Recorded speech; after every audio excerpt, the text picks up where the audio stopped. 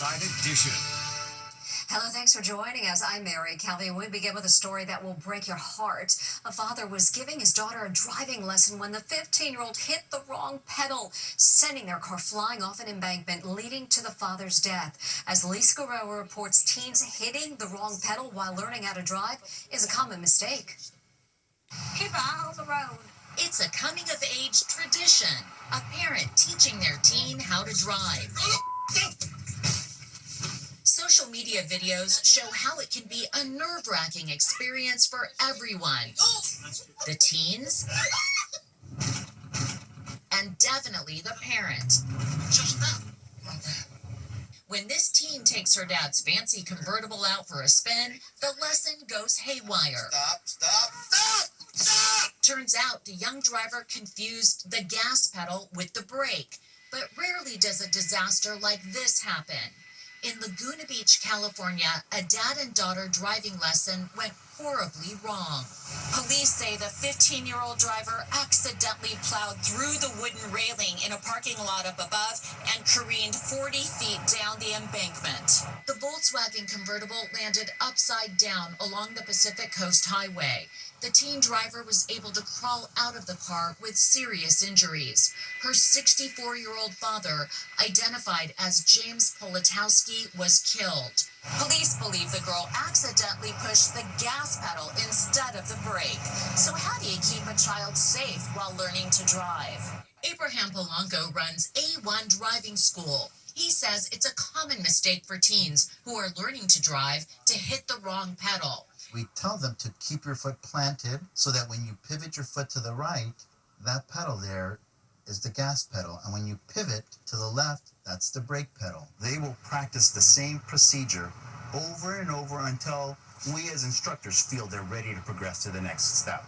As for the father-daughter lesson that happened near a cliff, should any driving lesson ever take place near a hill or a cliff area? Well, that's not recommended. Just really tragic here, trying to teach someone to drive gone horribly wrong. The daughter was transported to the hospital with significant injuries. She's now in stable condition and expected to survive. When Parton are experiencing sticker shock after buying clothes online, they end up getting a big extra charge they never saw coming. It's all due to new tariffs on overseas goods. Allison Hall has what you need to know. This mom wanted to refresh her wardrobe, so she ordered a bunch of new outfits. I was like, I'm finally going to spend some money on myself and get some things that I feel good and confident in. But after the clothes arrived, Crystal Wanshoff had major sticker shock. So I got hit with this hot little bill from FedEx, $372. Made in China. Her $58 sweater vest ended up costing $150. She's not alone. Lots of people across the USA are flabbergasted by the unexpected price caused by tariffs, and they're taking to social media. I owe $1,700 in tariffs. I owe a tariff bill of $325. UPS will not release my package unless I pay $272 to release the package that I've already paid an arm and a leg for. As you can see, she ended up forking over the money. This is the dress. It's so pretty. It's kind of a Wild West at the moment. A lot of these practices haven't yet been worked out. So you could find yourself getting sort of retrospectively taxed for something that you weren't even expecting. Despite what it costs, this shopper says she is happy with her sweater vest. At least you like it. I will be wearing that thing into oblivion because I really have to get the cost per wear down now that it was a $150 sweater. But these extra charges may be put on hold. A panel of federal judges is trying to block President Trump from imposing some of his steepest tariffs on overseas goods, saying he overstepped his authority. Next. It's dramatic body cam of a police officer rushing to help his partner who has been shot. But there are no armed suspects in sight. Turns out the officer says his own gun discharged without him even pulling the trigger. So how could this happen? Lisa Guerrero investigates. Hang in there, buddy. Hang in there. It's a police shooting, but not like you think. There was a shooter? Yeah. There wasn't? It just went off? Okay. It just went off. That's right.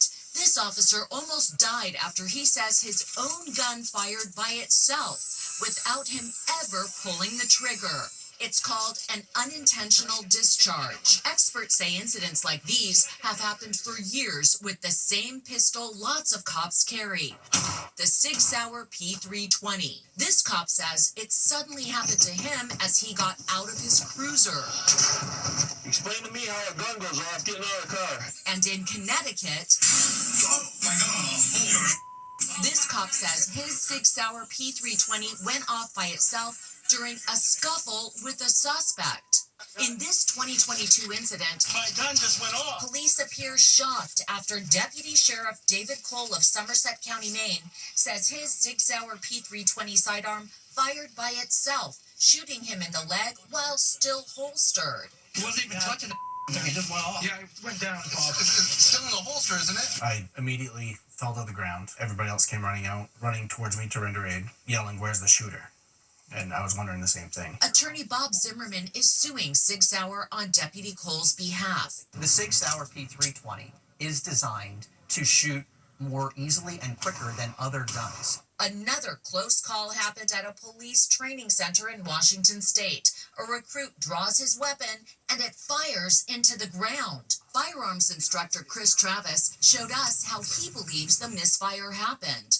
The recruit officer drew his firearm out of the holster, and as it came up, the back of the firearm impacted his exterior body armor that the officers wear. Wow. And when that impact happened, the firearm itself discharged a bullet into the ground. It just went off. The maker of the gun, Sig Sauer, denies the allegations in the lawsuit. They say the P320 cannot under any circumstances discharge without a trigger pull. Still